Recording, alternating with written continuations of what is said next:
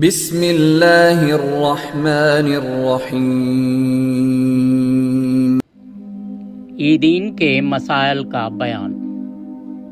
مجھ سے ابن اظہر کے غلام ابو عبید نے بیان کیا، وہ بقرعید کے دن حضرت عمر بن خطاب رضی اللہ عنہ کے ساتھ عیدگاہ میں موجود تھے۔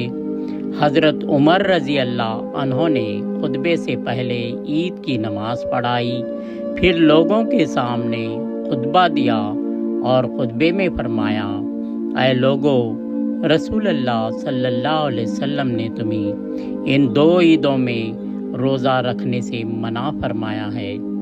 ایک تو وہ دن ہے جس دن تم رمضان کے روزے پورے کر کے افطار کرتے ہو، عید الفطر، اور دوسرا تمہاری قربانی کا دن ہے۔